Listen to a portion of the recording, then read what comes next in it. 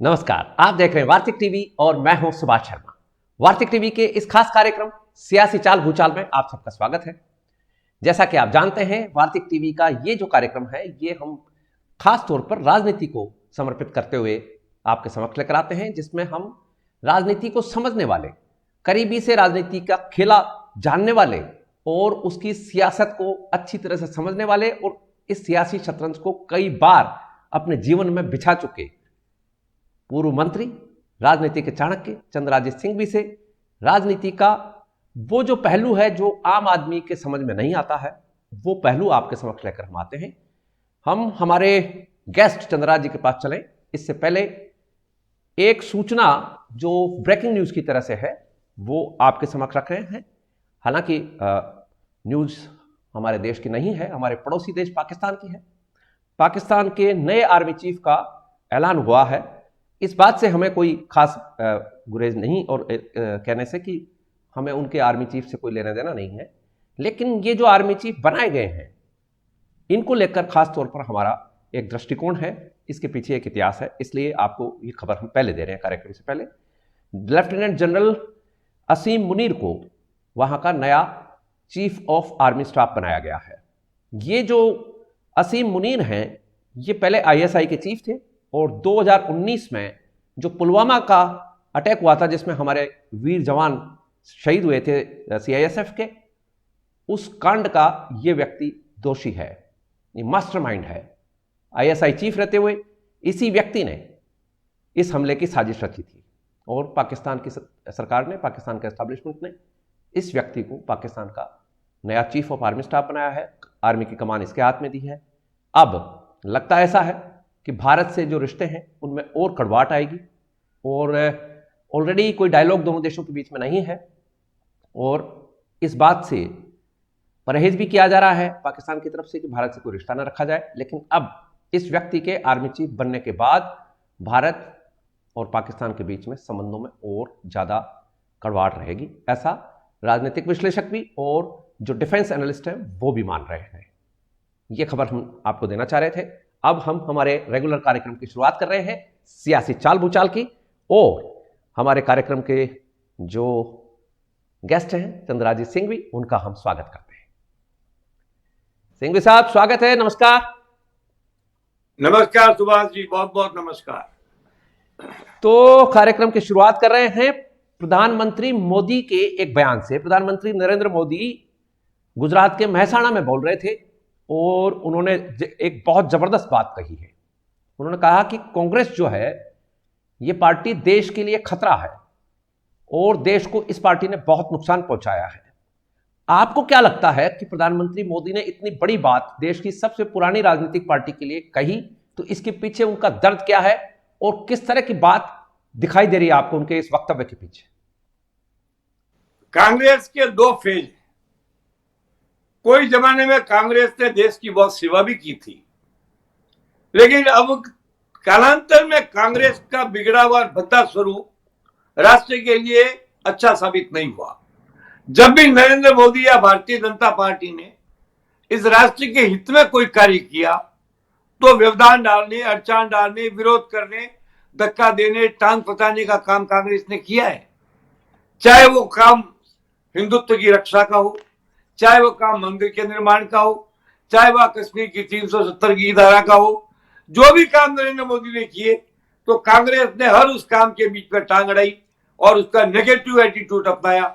इसलिए मोदी जी को यह कहने का हक है कि कांग्रेस ने राष्ट्र का नुकसान किया। हालांकि कोई जमाने में जवाहरलाल नेहरू के काल में कांग्रेस ने अच्छे काम किए तो उसकी प्रशंसा बिहारी वाजपेयी ने भी की, किसने बुराई तारीफ की। अब कोई काम हो अच्छा तो अच्छा, कोई गलत तो गलत कहा जाएगा। इसमें मोदी ने गलत कह दिया है तो कांग्रेस जो कर रही है वो उचित नहीं है। अब कांग्रेस भारत जोड़ो का नारा लगा करके क्या इस देश के अंदर भारत तोड़ो का काम नहीं कर रही है? क्या जोड़ रही है? भारत तो जुड़ा हुआ है। अब एनीवे मोदी जी ने जब कह दिया है तो आपको भी इसकी गहराई में जाना चाहिए। मुझे 4 अच्छे काम बताओ जो इस सरकार ने, मोदी जी ने किए हो, जो राष्ट्र ने पसंद किए हो, राष्ट्र ने लाइक किए हो, राष्ट्र ने स्वीकार किए हो, राष्ट्र ने प्रमोट किए हो, उनका समर्थन कांग्रेस ने किया है। तो आप बताइए, ये तो नहीं हो सकता कि हर काम गलत होता है, कुछ काम अच्छे भी होते हैं, कुछ काम गलत भी होते हैं। कोई कांड था, उस कांड में जब कश्मीरियों को, पाकिस्तानियों को झटका देने के लिए एक जबरदस्त कदम मोदी जी ने उठाया, उसका भी कांग्रेस ने विरोध किया। 370 धारा हटाकर हिंदुत्व का विनाश करने वाली आबादी को संतुलित करने का काम किया, तभी कांग्रेस ने विरोध किया। अब सिविल कोड लाना चाहते हैं मोदी जी, तो भी कांग्रेस विरोध कर रही है। कांग्रेस ने कौन से अच्छे कामों का समर्थन किया, ये मैं जानना चाहता हूं। मेरी नजर में ऐसा नहीं हुआ, इसलिए मोदी जी को कहने का हक क्या है कि कांग्रेस ने गलत काम की है। अगर कांग्रेस अच्छे काम करती तो हम कहते बहुत अच्छा किया है। जैसे बांग्लादेश के निर्माण के वक्त अटल बिहारी वाजपेयी तक ने कहा इंदिरा गांधी ने बड़ा काम किया है। ये तो काम पर निर्भर है, पार्टियों का कैरेक्टर नहीं, काम का कैरेक्टर देखना चाहिए। काम का कैरेक्टर देखा जाए तो मुझे एक भी ऐसा काम नजर नहीं आता है पिछले कई वर्षों में जहां कांग्रेस ने अच्छा काम किया हो, जहां कांग्रेस ने श्रेष्ठ काम किया हो, कांग्रेस ने राष्ट्रभक्ति की काम की हो, राजनीतिक धर्म की बात की हो। जब धर्म कर्म सब में पिछड़ गई कांग्रेस, तो मोदी को यह कहने का हक है कि कांग्रेस ने बहुत देश का नुकसान किया है। राइट, एक बात और उन्होंने कही, उसके ऊपर आज राहुल गांधी ने पलटवार भी किया है। हम आपके पास एक और बात के लिए भी आपसे जानने का प्रयास करेंगे कि कांग्रेस का जो दृष्टिकोण आपने रखा है उसको और थोड़ा एक्सप्लोर करेंगे हम, लेकिन इसके पहले ये जो मोदी का स्टेटमेंट था, इसी स्टेटमेंट में ये भी प्रधानमंत्री मोदी ने कहा कि कांग्रेस आपस में वर्ग संघर्ष कराती है, जातिवाद कराती है, आदिवासी की, दलित के नाम पर, शोषित वंचित के नाम पर भारत में इस तरह का माहौल पैदा करती है। आज राहुल गांधी ने उसी बात को लेकर एक ट्वीट किया जिसको लेकर बहुत सारी चर्चाएं इस वक्त चल रही हैं। राहुल गांधी ने यह कहा कि भारतीय जनता पार्टी आदिवासी, जो कि इस देश के असली मालिक हैं, उनको वनवासी कहती है। यह आप देखिए शब्दों का जाल खेलना, और किस तरह से, जबकि हम आप सब जानते हैं कि जिनको हम आदिवासी कहते हैं यह केवल एक शब्द रूपांतरण है अब ओरिजिन्स का। अब ओरिजिन्स को जब यूरोपीय यहां आए तो उन्होंने अबोरिजिनी कहा यहां के लोगों को। अब अबोरिजिनी का जो अंग्रेजी का जो तर्जुमा है या पर्यायवाची शब्द है वो आदिवासी कर दिया गया। अब राहुल गांधी एक नई परिभाषा लेकर आ रहे हैं कि आदिवासी जो हैं वो इस देश के असली मालिक हैं। जैसे पिछली बार यूपीए की सरकार में मनमोहन सिंह जी कह रहे थे कि इस देश के संसाधनों के ऊपर किनका हक ज्यादा है, आप हम सब जानते हैं वो इधर इशारा कर रहे थे अल्पसंख्यकों की तरफ, और अल्पसंख्यक और मुसलमानों की तरफ। अब ये नया वर्ग संघर्ष पैदा किया जा रहा है। ऑलरेडी भारत में ये जो आदिवासी हैं, जहां पर की नक्सलाइट मूवमेंट चल रहे हैं, जहां पर की धर्मांतरण का बहुत जबरदस्त माफिया चल रहा है, और ये आदिवासी अपने फोल्ड में आने के लिए अब एक तरह से रिजेंट कर रहे हैं कि भाई हम तो मूल निवासी हैं और हमारी धरती है, तुम खाली करो। ब्राह्मण, बनिया, राजपूत, जितने भी। तो अब एक सवाल इसमें पैदा यह हो रहा है कि कांग्रेस क्या उस लड़ाई को, उस वर्ग विभेद को और ज्यादा खाई में बदल देना चाहती है क्या, वनवासी और आदिवासी के इस पैटर्न पर जाकर?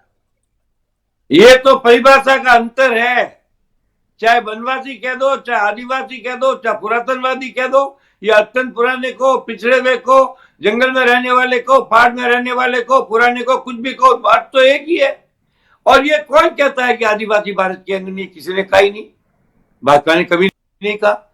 आदिवासी को गले मुर्मू जी को राष्ट्रपति बनाया, इसके पहले दलित को बनाया था। ये काम तो कांग्रेस करती है जो जातिवाद का नाटक करती है। कांग्रेस ने जब भी चुनाव जीता है तो अल्पसंख्यक और दलितों के आड़ में जीता है। तो क्या सारे कांग्रेस को हराते थे? वो क्या देश के आदमी नहीं थे? क्या केवल ये कहना केवल आदिवासी भारतीय मूल है, बस हम मूल के नहीं है, आप मूल के नहीं हो, हिंदुस्तान का बनिया मूल का नहीं है, व्यापारी मूल का नहीं है, ब्राह्मण मूल का नहीं है, जाट मूल का नहीं है, राजपूत मूल का, हम सब तो मूल की ही है, और केवल आदिवासी मूल के आदिवासी है। ये गलत है। ये भ्रम फैलाकर राहुल गांधी ने अपने पूरी आबादी को विभाजित करने का काम किया है। इसकी प्रशंसा नहीं की जा सकती। ये गलत हुआ है बिल्कुल। हम तो कहते हैं हम सब भारतवासी है, आदिवासी भारतवासी, यहाँ का रहने वाला सवर्ण भारतवासी, मध्यम वर्गीय भारतवासी, अमीर आदमी भारतवासी, उद्योगपति भारतवासी। और जब ये हम इस परिभाषा को सब स्वीकार करते हैं तो ये प्रश्न पैदा ही नहीं करना चाहिए था। आदिवासी आर्थिक रूप से पिछड़े हैं, उनके विकास और उत्थान की बात करना आई अभी। ये हमारा सबका कर्तव्य हम कर रहे हैं, मोदी जी भी कर रहे हैं, आप भी कर रहे हो। आज भी कर रहा है। तो ये जो प्रश्न पैदा किया जा रहा है विभाजन करने का, वर्ग विभाजन का काम, वो भाजपा नहीं कर रही है। क्योंकि पहले भी 40-50 साल तक कांग्रेस वर्ग विभाजन करके अल्पसंख्यकों और दलितों की आड़ में राज में आने का प्रयास करती रही। कभी उन्होंने जातवाद का भी नारा लिया, कभी राजपूतवाद का भी नारा लिया। उन्होंने समग्र जातियों का नारा ही नहीं दिया। समग्र जाति का नारा तो पिछले 15 वर्ष के अंदर अब भारत में होने लगे कि हम सब जाति, सब वर्ग, सब धर्म, सब कर्म के लोग, सब मानने वाले, सब सिद्धांतवादी, हम सब एक है और हम सब मिलकर भारतवासी है, जिसके अंदर आदिवासी भी है। चाहे उनको बनवासी कह दो, चाहे और कोई नाम ले लो, ये तो परिभाषा परिवर्तन का स्वाद है। उनका कर्म तो नहीं बदलता। हमने ये तो कभी नहीं कहा कि आदिवासी जंगल में नहीं रहते, बनवासी भी रहते हैं, आदिवासी भी रहते हैं। तो इन सबको एक करने का जो प्रयास नरेंद्र मोदी की सरकार ने किया है, उसमें व्यवधान डालने का काम राहुल गांधी जी के वक्तव्य द्वारा किया गया है, ये उचित नहीं माना जा सकता। जी, असल बात यह है कि हमारे यहाँ पर वेदों की शाखा जो है आरण्यक कहलाती है। अरण्य में जो लोग रहते थे, वनों में जो लोग रहते थे, उन्होंने जो लेखन किया वो आरण्यक कहलाते हैं। गिरी पर रहने वाले लोग गिरी कहलाए, पुरी में रहने वाले लोग पुरी कहलाए। आज भी बहुत लोगों के सरनेम है, नागर है सरनेम है। ऐसे पहाड़ी लोग कहलाते हैं, पहाड़ों पर रहने वाले लोग पहाड़ी कहलाते हैं। तो वनों में रहने वाले लोग वनवासी कहलाते हैं।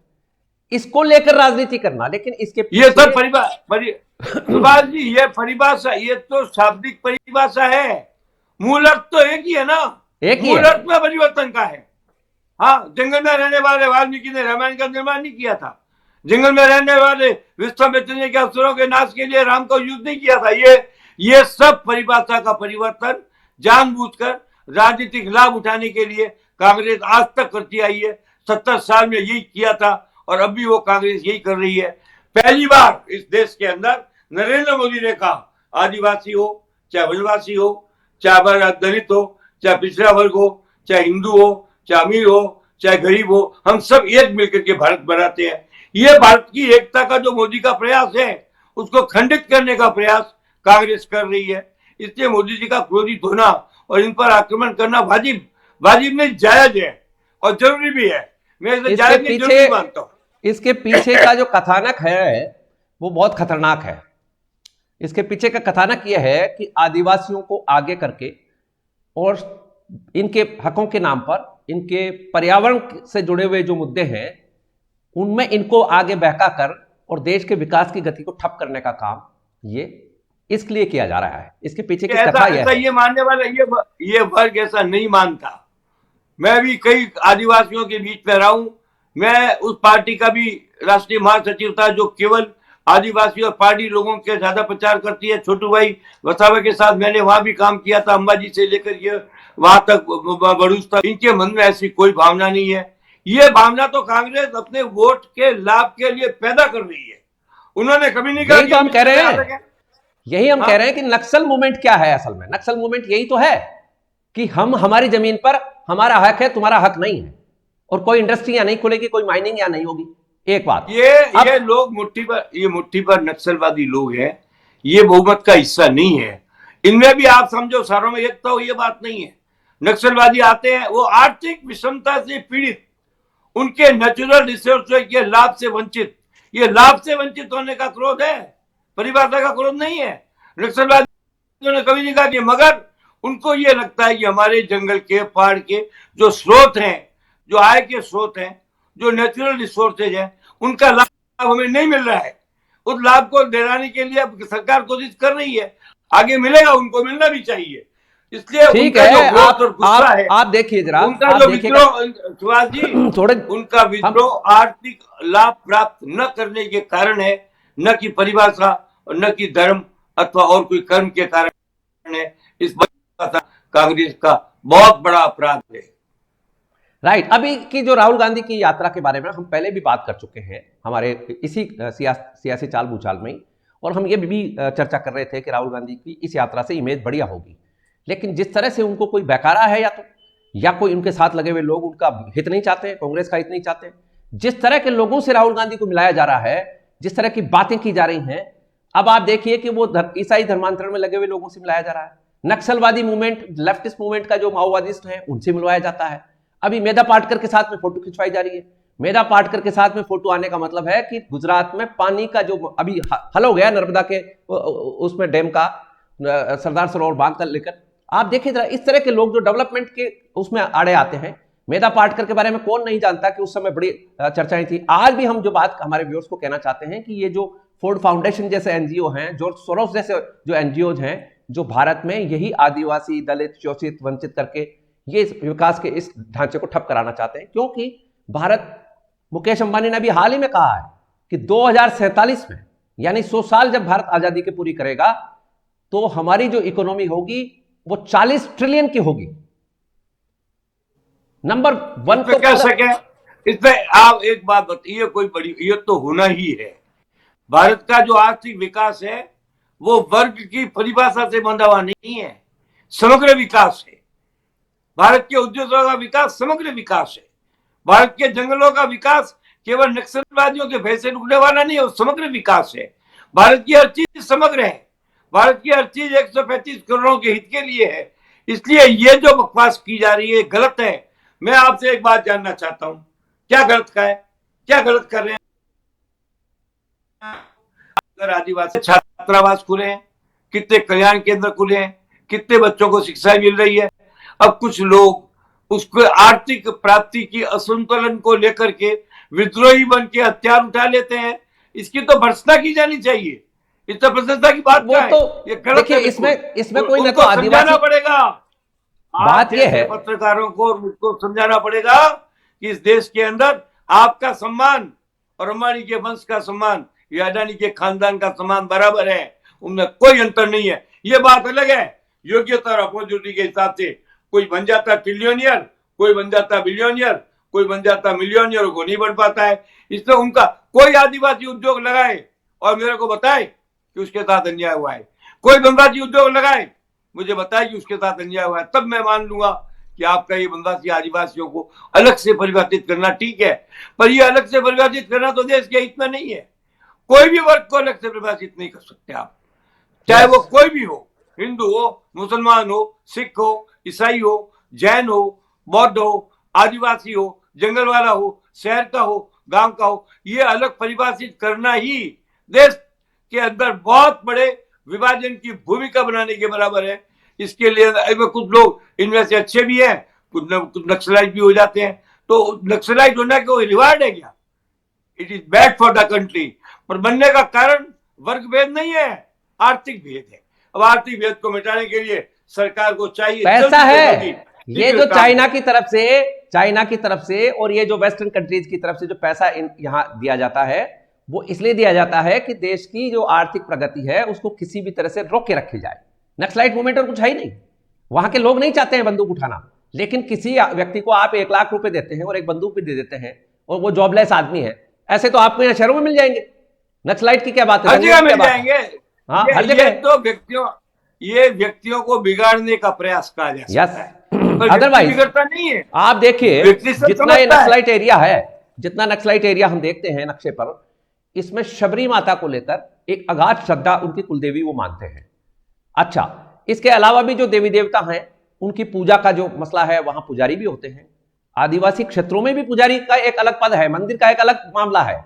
ऐसा नहीं कि वो कहीं दूसरी मान्यता के हैं, हमारे ही लोग हैं। लेकिन ये जो पैसा आता है बाहर से, और जिसमें कि हमारी पॉलिटिकल पार्टियां, आश्चर्य की बात है ये कि जिस पार्टी ने ये कहा कि हमने देश को आजाद कराया है और हम इस देश के वो लोग हैं जिन्होंने भारत का एक स्वप्न देखा है, इंडिया इज एन आइडिया, ये देखा, वही पार्टी आज यदि ऐसी बातें करती है, इससे लोगों को क्या मैसेज जाएगा? ये कांग्रेस के नेताओं को सोचना चाहिए।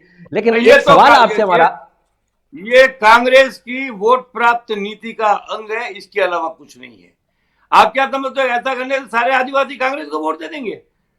क्या ऐसा पॉसिबल है? क्या संभव नहीं है। ये गलतफहमी है कांग्रेस को, और इस गलतफहमी का परिपालन करके तो राहुल गांधी से देश में कि गांधी जी यदि आदिवासी इस देश के नहीं, ये आप देखिए जरा कि राहुल गांधी से कोई पूछे कि यदि आदिवासी इस देश के मालिक हैं, मूल निवासी हैं, तो फिर गांधी जी कौन थे, नेहरू जी कौन थे,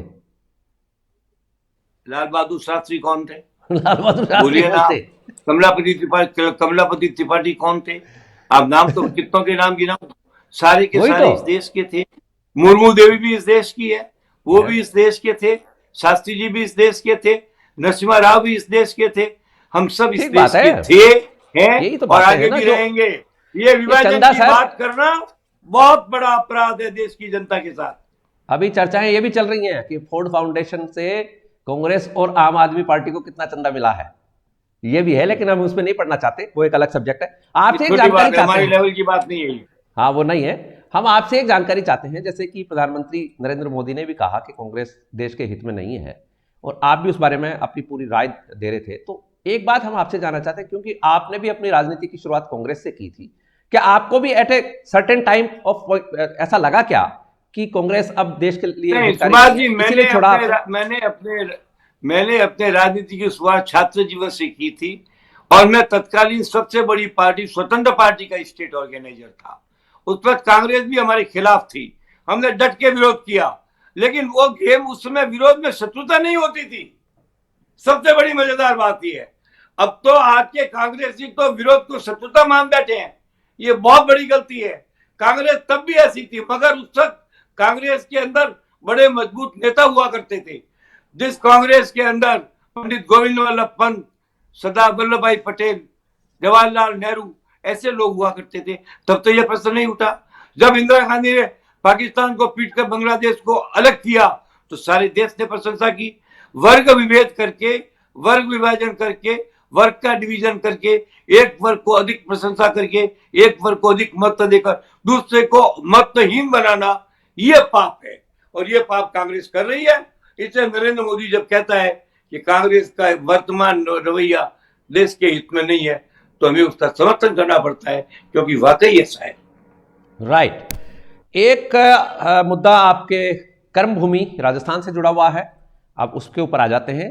राजस्थान में पिछले कई दिनों से ये मंत्रियों की और ब्यूरोक्रेसी के बीच में, ब्यूरोक्रेट्स के बीच में आपसी खींचतान, कई तरह की बातचीतें आ रही हैं, अब शब्द कहे जा रहे हैं, अपमानित किया जा रहा है एक दूसरे को। ये क्या मसला है? और एक दूसरे के ब्यूरोक्रेसी और सरकारी जो कैबिनेट के मंत्री हैं आमने सामने खड़े हो गए हैं, ये क्या खेल चल रहा है? किस तरह की सरकारी काम? देखिए, मैं आपको एक बात स्पष्ट कहता हूं, कोई ब्यूरोक्रेट किसी भी नेता या मंत्री को सम्मान देने में पीछे नहीं हटता है, वो देता है, मगर जब लेने वाला अति अपेक्षा करता है तब थोड़ी बहुत कुंठा हो जाती है। मैं भी 2 बार, कई आईएएस अधिकारी मेरे साथ रहे। मैं जब राजस्थान हाउसिंग फाइनेंस का चेयरमैन था तो हमारे बोर्ड में 4 आईएएस अधिकारी थे, मीठालाल मेहता, तुलसीराम वर्मा, जितेंद्र सिंह और कोरानी। कभी हमारे को बोलचाल का मौका ही नहीं मिला। हम हमारी भावना उनके सामने रखते थे और वो कहते बिल्कुल ठीक है, बात खत्म। कभी तू तो हमें छोड़ो, रह तू भी नहीं हुआ। अगली बार जब मैं यहां बना 20 पॉइंट चेयरमैन, तो हमारे सेक्रेटरी तो बहुत बड़े आदमी थे, राजीव महर्षि साहब थे। उस मीटिंग में तो सारे आते थे, मगर कभी ऐसा मौका नहीं आया। ये तो जब मंत्री अपेक्षा करके अपने लिए अत्यधिक सम्मान और अपने अधीनस्थ आईएएस और आईपीएस अथवा अन्य अधिकारियों के प्रति वितृष्णा की भावना से खुद अपमानजनक रवैया अपनाता है, तब वो अधिकारी विरोध करता है। कोई अधिकारी विरोध नहीं करता है, करना चाहता भी नहीं है। वो जानता है कि अंतिम फैसला तो मंत्रिमंडल के लोग करते हैं। ये क्या पढ़ा लिखा नहीं है? क्या आईएएस आईपीएस नहीं जानते हैं? सब जानते हैं, इसको स्वीकार करते हैं। इसलिए मैं राय ये दूंगा कि इन मंत्रिमंडल के लोगों को अपने साथ रहने वाले अधिकारियों को साथी मानना चाहिए। अपने को वरिष्ठ माने कोई ऐतराज नहीं, उनको कनिष्ठ मानते कोई ऐतराज नहीं, पर रिश्ता तो साथी का है, मिलजुल कर काम करने का है। तुम कहते हो वो करते हैं, कहने और करने में फर्क क्या है? इसलिए इस बार जो घटना हुई, मैं इससे सहमत नहीं हूं। सहमत इस बात पर हूं कि बड़े से बड़े राजनेताओं को भी सरकारी अधिकारियों के साथ सम्मानजनक बड़े भाई का व्यवहार करना चाहिए, शत्रुता का व्यवहार नहीं करना चाहिए। अपने को सुपीरियर बताने के लिए किसी को इंफीरियर नहीं बताना चाहिए। वो भी अपनी जगह कायम है, उनके अधिकार हैं, वो भी संविधान से संरक्षित है, उनका भी कर्तव्य है। वो भी सरकार चलाते हैं, वो भी शासन चलाते हैं, और आप शासन की नीति बनाते हो। तो नीति निर्धारक और नीति पालक में अंतर होना ये दुर्भाग्य की बात है। जो राजस्थान में इन दिनों हुआ है वो अच्छा नहीं हुआ है। मैं चाहता हूं कि मंत्री हो चाहे कोई भी, वो इसको स्वीकार करे कि मैं अधिकारी हूं, मैं बड़ा हूं, तुम मेरे अधीनस्थ हो। अफसर कहे यस, हम आपके सबऑर्डिनेट हैं, पर उसके बाद तो कहे कि आपको हमको बिल्कुल काम करना है। ये जो कलेक्टर का अपमान करने की धारणा मंत्रियों में आ रही है, ये उचित नहीं है। कलेक्टर जिले का एडमिनिस्ट्रेटर होता है, वो पूरी सरकार का प्रतिनिधित्व करता है। कलेक्टर का अपमान करना बहुत बड़ी बात है, ऐसा नहीं होना चाहिए। लेकिन मैं सरकारी अधिकारियों से कहूंगा कि अगर आपके हुजूर मंत्री आपके साथ बैठते हैं, सरकार चलाते हैं, तो उनकी बात को आप स्वीकार करो, उनका सम्मान करो। दोनों में संतुलन होना चाहिए, यही सरकार की नीति होनी चाहिए और ऐसा ही होना चाहिए। राइट। तो जब बात सरकार की चल रही है तो राजस्थान की सरकार के मुख्यमंत्री अशोक गहलोत का एक बयान आज दिन भर चर्चा का विषय बना रहा है।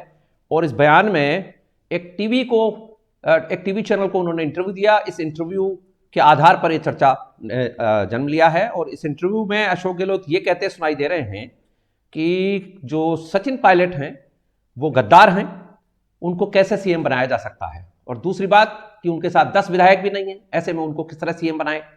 और उन्होंने यहां तक भी कहा कि ये जो व्यक्ति है इसने हमें 1.5 महीने तक होटलों में कैद रखा। ये इस तरह का आरोप उन्होंने सचिन पायलट के ऊपर आज खुलकर लगाया है। और ये मैंने वो पूरा इंटरव्यू देखा है। उसमें अशोक गहलोत ने पहले जो बातें कही है वो इंपॉर्टेंट है। उन्होंने कहा कि मैं अमुक जगह मिनिस्टर रहा, फिर महासचिव रहा, फिर मुख्यमंत्री रहा। मगर एक बात भूल गए अशोक जी कहना, इस समय नियुक्ति करता तो अकेली सोनिया ही थी।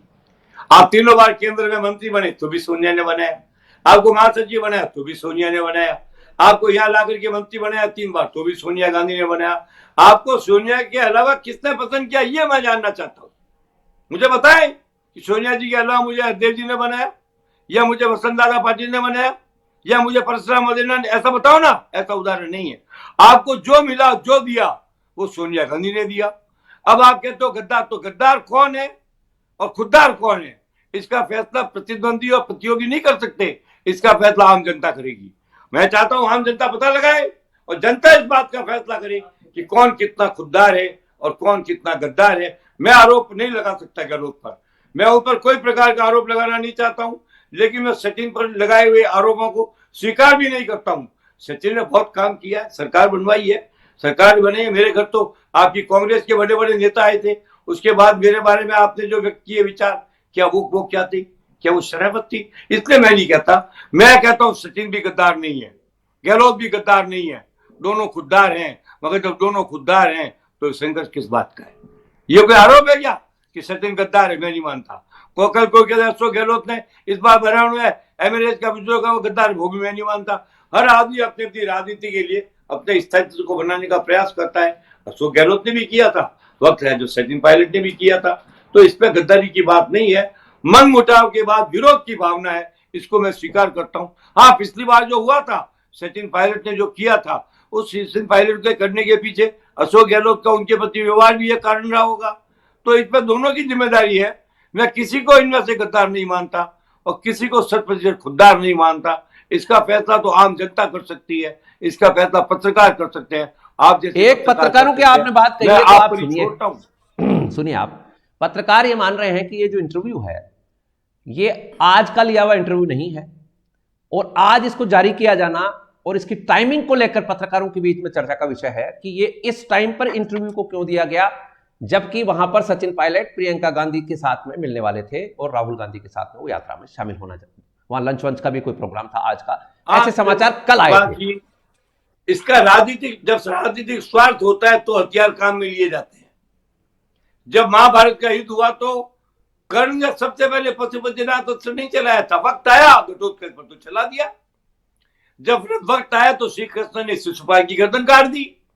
जब वक्त आया तो राम ने रावण के नाभि से अमृत के कुंड को सोख लिया।